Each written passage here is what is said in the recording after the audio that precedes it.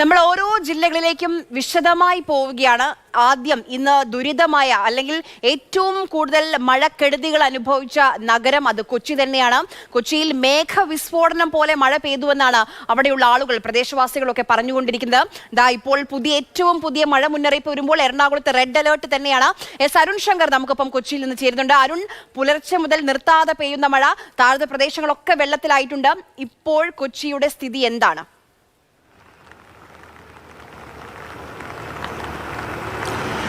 നിലവിൽ എന്തായാലും മഴയ്ക്കൊരു ശമനം ഉണ്ടായിട്ടുണ്ട്. ഇന്ന് പുലർച്ചെ മുതൽ മഴയുണ്ടായിരുന്നു. അത് 8:30-ക്ക് ശേഷമാണ് ശക്തി പ്രാപിച്ചത്. 8:30-ക്ക് ശേഷം ഏകദേശം 2 മണിക്കൂറോളം മഴ നിന്ന് പെയ്യുകയായിരുന്നു. അത് തോരാമഴയായി മാറുകയായിരുന്നു. അത് ശക്തമായിട്ടായിരുന്നു മഴത്തുള്ളികൾ നിലത്ത് പതിച്ചിരുന്നത്. അങ്ങനെ ആ ശക്തമായ മഴയിലാണ് കൊച്ചിയിലെ താഴ്ന്ന പ്രദേശങ്ങൾ മുഴുവൻ വെള്ളത്തിനടിയിലാവുകയും ജനങ്ങൾ ദുരിതത്തിലേക്ക് തള്ളിവിടുകയും ചെയ്തത്. നമ്മൾ കണ്ടതാണ്. എഴുത്തുകാരി പ്രൊഫസറും ലീലാവതിയുടെ വീട്ടിൽ വെള്ളം കയറുന്നു. ഹൈക്കോടതി ജഡ്ജി സിയാദുൽ റഹ്മാൻ്റെ വീട്ടിൽ വെള്ളം കയറുന്നു. അങ്ങനെ പല പ്രമുഖരുടെ വീട്ടിലും വെള്ളം കയറി. അങ്ങനെ സാധാരണക്കാരനോ അല്ലെങ്കിൽ ഉന്നതനോ ഒന്നും വ്യത്യാസമില്ലാതെ താഴ്ന്ന പ്രദേശത്ത് താമസിക്കുന്ന എല്ലാവരുടെയും വീട്ടിലേക്ക് വെള്ളം ഇരച്ചു കയറുകയായിരുന്നു. അങ്ങനെ എല്ലാവരും ദുരിതത്തിലേക്ക് പോയി. എന്തായാലും നിലവിൽ മഴയ്ക്ക് ശമനമുണ്ട്. ഒന്ന് മഴ ശക്തി കുറഞ്ഞിട്ടുണ്ട്. പക്ഷേ കുട ചൂടി തന്നെ നിൽക്കാൻ കഴിയുള്ളൂ. ചെറുതായിട്ട് പെയ്യുന്നുണ്ട്.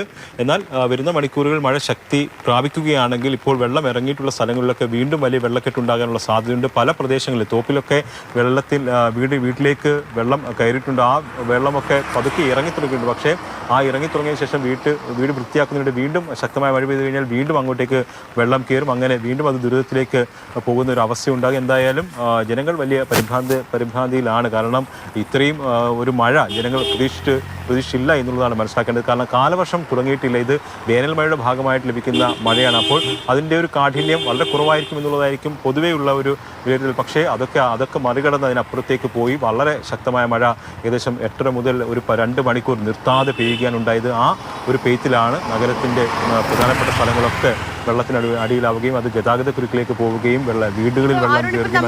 കൊച്ചിയിൽ നിന്നുള്ള ചില ദൃശ്യങ്ങളൊക്കെ കാണുന്നുണ്ട്. ഇൻഫോ പാർക്കിൽ വെള്ളം കയറിയിട്ടുണ്ട്. ഈ പ്രധാനപ്പെട്ട ഒരു ജംഗ്ഷനാണ് വൈറ്റില, ആ ഭാഗത്തൊക്കെ വലിയ രീതിയിൽ വെള്ളം കയറിയിട്ടുണ്ട്. ഇപ്പം ഒന്ന് മഴ മാറി നിൽക്കുന്നുണ്ടെങ്കിലും ഇപ്പോൾ ഒരു കുറച്ചു കഴിഞ്ഞാൽ വീണ്ടും മഴ ശക്തി പ്രാപിക്കുമെന്നാണ് അങ്ങനെയാണ് കാലാവസ്ഥാ പ്രവചനം വരുന്നത്. റെഡ് അലേർട്ടാണ് ജില്ലയിൽ ഇപ്പോഴും തുടരുന്നത്. അപ്പം ഇന്ന് രാവിലെ മുതലുള്ള മഴ ഇറങ്ങി പോകാനുള്ള ഒരു സമയമുണ്ടോ?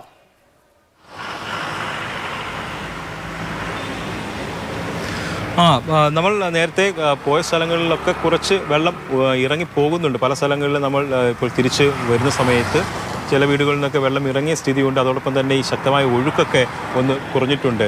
പക്ഷേ ഇനി വരുന്ന മണിക്കൂറുകളിൽ ഇനിയും ഒരു 3 മണിക്കൂർ ശക്തമായ മഴ പെയ്തു കഴിഞ്ഞാൽ ഇതിനേക്കാൾ വലിയ ദൂരത്തിലേക്കായിരിക്കും ജനങ്ങളുടെ ജീവിതം പോവുക എന്നുള്ള കാര്യം ഉറപ്പാണ്. 2 മണിക്കൂർ പെയ്തപ്പോൾ തന്നെ എന്താണ് അവരുടെ അവസ്ഥ, അവർ നേരിടേണ്ടി വന്ന ദുരിതം എന്താണെന്ന് കണ്ടതാണ്. അപ്പോൾ ഇനിയും അത് കൂടാൻ തന്നെയാണ് സാധ്യത. ഇപ്പോൾ മുന്നറിയിപ്പ് നൽകിയ ഒരു സ്ഥിതിക്ക് കൂടുതൽ ജനങ്ങൾ, ഈ താഴ്ന്ന പ്രദേശങ്ങളിൽ താമസിക്കുന്ന ജനങ്ങൾ കുറച്ചുകൂടി സുരക്ഷിതമായ സ്ഥാനത്തേക്ക് മാറുക എന്നുള്ളത് തന്നെയാണ് അഭികാമ്യം.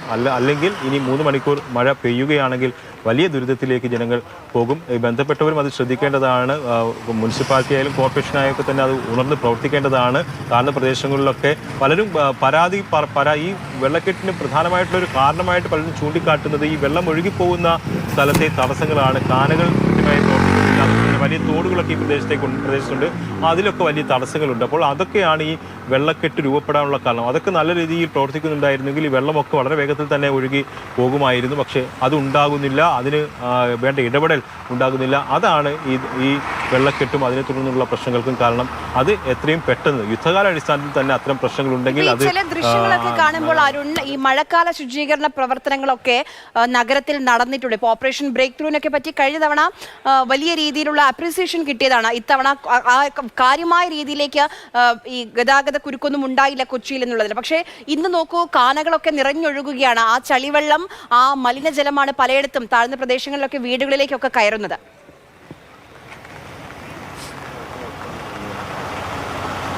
തീർച്ചയായിട്ടും അതിൽ എടുത്തു പറയേണ്ട ഒരു കാര്യം എന്ന് പറയുന്നത്, ഇപ്പോൾ നമുക്ക് ഒരു പ്രശ്നമുണ്ടാകുമ്പോൾ ആ പ്രശ്നത്തിന് എന്ത് പരിഹാരം എന്നുള്ളത് മാത്രമാണ് ഈ ഇത് പ്ലാൻ ചെയ്യുന്നവർ കാണുന്നത്. ഇപ്പോൾ ഹൈക്കോടതിയുടെ ഭാഗത്തു നിന്ന് കഴിഞ്ഞ വർഷങ്ങളിലൊക്കെ തന്നെ വലിയ വിമർശനം ഉണ്ടായിരുന്നു. അപ്പോൾ അവർ ചെയ്യുന്നതെന്ന് പറഞ്ഞാൽ ആ ഹൈക്കോടതി ചൂണ്ടിക്കാട്ടിയ ഒരു പ്രശ്നത്തിന് എന്ത് പരിഹാരം എന്നുള്ളതിലായിരിക്കും അവർ ഊന്നൽ കൊടുക്കുക. പക്ഷേ സമഗ്രമായ ഒരു പ്രശ്നപരിഹാരം എന്താണ്, ഒരു ലോങ് ടൈമിൽ എന്താണ് പ്രശ്നപരിഹാരം വേണ്ടത്, മഴ എത്രത്തോളം പെയ്യാൻ സാധ്യതയുണ്ടാകും, വലിയ രീതിയിൽ മഴ പെയ്തു കഴിഞ്ഞാൽ എങ്ങനെയൊക്കെ ആയിരിക്കണം നേരിടേണ്ടത്, അങ്ങനെയുള്ള ഒരു സമഗ്ര ഒരു രൂപരേഖ തയ്യാറാക്കിക്കൊണ്ടുള്ള പ്രവർത്തനം എങ്ങൊന്നും ഉണ്ടാകുന്നില്ല എന്നുള്ളതാണ്. നിലവിലുള്ള തോടുകൾ വൃത്തിയാക്കുക, കാനലുകൾ വൃത്തിയാക്കുക എന്നുള്ളത് മാത്രമാണ് അവർ ചിന്തിക്കുന്നതും ചെയ്യുന്നതും. പക്ഷേ അതിനപ്പുറത്തേക്ക് നമ്മൾക്കറിയാം ഈ മഴ വളരെ ശക്തമായി പെയ്യാനുള്ള സാധ്യത ഇനി വരുന്ന വർഷങ്ങളിലൊക്കെ ഉണ്ടാകും, വലിയ പ്രളയം ഉണ്ടാകാനുള്ള സാധ്യതയുണ്ട്, നമുക്ക് അനുഭവമുള്ളതാണ്. അപ്പോൾ അങ്ങനെയൊക്കെയുള്ള ഒരു എക്സ്ട്രീം ആയിട്ടുള്ള സാഹചര്യം വന്നു കഴിഞ്ഞാൽ എന്തൊക്കെയായിരിക്കണം മുൻകരുതൽ? ഒരു മാസം മുൻപ് വന്ന പ്രവചനങ്ങളുണ്ട്, ജൂണിൽ അല്ലെങ്കിൽ കാലവർഷം ഇത്തവണ സാധാരണത്തെക്കാൾ കനത്ത മഴ പ്രതീക്ഷിക്കാമെന്ന്.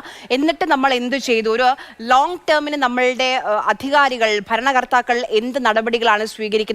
അതൊക്കെ നമ്മുടെ മുന്നിൽ നിൽക്കുകയാണ്. നമ്മൾ ഇനി തിരുവനന്തപുരത്തേക്കാണ് പോകുന്നത്. നേരെ തിരുവനന്തപുരത്ത് മുതലപ്പുഴയിൽ തീരദേശ മേഖലയെ സാരമായി തന്നെ ഈ കനത്ത കാറ്റും മഴയും ബാധിക്കുന്നുണ്ട്. AK സ്റ്റെഫിനാണ് നമുക്കിപ്പം വിവരങ്ങളുമായി ചേരുന്നത്. സ്റ്റെഫിൻ, ഇപ്പോൾ ഏറ്റവും പുതിയ അറിയിപ്പ് അനുസരിച്ച് അതിതീവ്ര മഴയ്ക്ക് സാധ്യതയില്ല ഇന്ന് ജില്ലയിൽ. പക്ഷേ എന്നാലും ഇന്നലെ രാത്രി മുതൽ പെയ്യുന്ന മഴ, അതിന്റെ ദുരിതങ്ങളുണ്ട് ഒരു ഭാഗത്ത്. മറ്റൊരു ഭാഗത്താണ് തീരദേശ മേഖല, പ്രത്യേകിച്ച് ഈ മുതലപ്പുഴയിലെയൊക്കെ അപകടങ്ങൾ. അറിയാം, തിരുവനന്തപുരം നഗരത്തെ സംബന്ധിച്ചിടത്തോളം കാര്യമായ മഴയോ മറ്റ് പ്രശ്നങ്ങളോ ഒന്നും തന്നെ ഇല്ല എന്ന് പറയാം. ഒറ്റപ്പെട്ട ചില പ്രശ്നങ്ങൾ, അതായത് വഴുതക്കാട് കോട്ടൺ ഹിൽ സ്കൂളിൻ്റെ മുൻപിൽ ഒരു മരം ഒടിഞ്ഞു വീണതൊഴിച്ച് നിർത്തിക്കഴിഞ്ഞാൽ തിരുവനന്തപുരം നഗരത്തിൽ കാര്യമായ പ്രതിസന്ധി മഴ ഉണ്ടാക്കിയിട്ടില്ല. പക്ഷേ ഈ കഴിഞ്ഞ ദിവസങ്ങളിലൊക്കെ നമ്മൾ കണ്ടതുപോലെ നഗരത്തിൽ എങ്ങനെയാണോ ജനങ്ങൾ ദുരിതം അനുഭവിച്ചത്, അതുപോലെ തിരുവനന്തപുരത്തിൻ്റെ മലയോര മേഖലയും അതോടൊപ്പം തന്നെ തീരപ്രദേശവും വലിയ തോതിലുള്ള പ്രതിസന്ധി നേരിടുന്നുണ്ട്. കടലാക്രമണം രൂക്ഷമാണ്. നേരത്തെ അരി സൂചിപ്പിച്ചതുപോലെ തന്നെ മുതലപ്പുഴയിലടക്കം ഒരാൾക്ക് ജീവൻ നഷ്ടപ്പെടുന്ന ഒരു സ്ഥിതിയിലേക്ക് എത്തുന്നു. കാലാകാലങ്ങളായി അവിടെ ഉള്ള ഒരു പ്രശ്നമാണ്. അതിന് ഇത്രയധികം വർഷങ്ങളായിട്ടും ഇത്രയധികം പദ്ധതികൾ ആവിഷ്കരിച്ചിട്ടും അതൊന്നും തന്നെ ശരിയാകുന്നില്ല. ഒരു ശാശ്വതമായി പരിഹാരം അവിടെയൊന്നും ഉണ്ടാകുന്നില്ല എന്നുള്ളതാണ്. അതോടൊപ്പം തന്നെ പൊഴിയൂർ ഉൾപ്പെടെയുള്ള മേഖലകളിൽ കടലാക്രമണം രൂക്ഷമായി തന്നെ തുടരുന്നു. സാധാരണ മലയോര മേഖലയിൽ ഇപ്പോൾ ഈ ഒരു ദിവസം മഴ മാത്രമല്ല, കാറ്റും വലിയ തോതിലുള്ള ഒരു പ്രതിസന്ധി സൃഷ്ടിക്കുന്നുണ്ട്. പ്രത്യേകിച്ചും ഈ വെഞ്ഞാറമൂട് ഭാഗത്തേക്കൊക്കെ ഇന്ന് വലിയ ശക്തമായ മഴയും അതോടൊപ്പം തന്നെ കാറ്റുമുണ്ടായിരുന്നു. ആ ഭാഗത്ത്, പുല്ലമ്പാറ ഭാഗത്ത് 2 വീടുകളാണ് ഇന്ന് നശിച്ചത്. അതോടൊപ്പം തന്നെ മറ്റ് മലയോര മേഖലകൾ കേന്ദ്രീകരിച്ച് നോക്കിക്കഴിഞ്ഞാൽ നെടുമങ്ങാട്, നെയ്യാറ്റിൻകര, വെള്ളറട ഉൾപ്പെടെയുള്ള സ്ഥലങ്ങളിലും അതിരൂക്ഷമായ മഴയാണ്. ഇപ്പോൾ ഏതായാലും നഗരത്തിൽ കാര്യമായ മഴയില്ല, എന്നാലും മഴക്കോള് ഇപ്പോഴും നിലനിൽക്കുന്നുണ്ട്.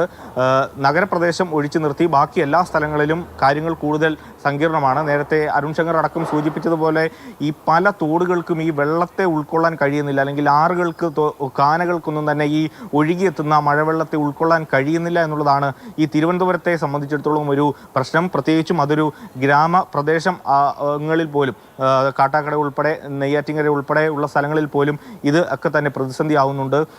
കൃത്യമായി മഴക്കാല പൂർവ്വ ശുചീകരണം ഈ ഗ്രാമപ്രദേശങ്ങളിലടക്കം നടന്നിട്ടുണ്ടോ എന്ന കാര്യത്തിലും ഒരു സംശയം ഉണ്ടാകുന്നതാണ്. ഇന്ന് നമ്മൾ കണ്ട കാഴ്ച, പലയിടങ്ങളിലും പല തോതിലുള്ള നാശനഷ്ടം ഉണ്ടായിട്ടുണ്ട്.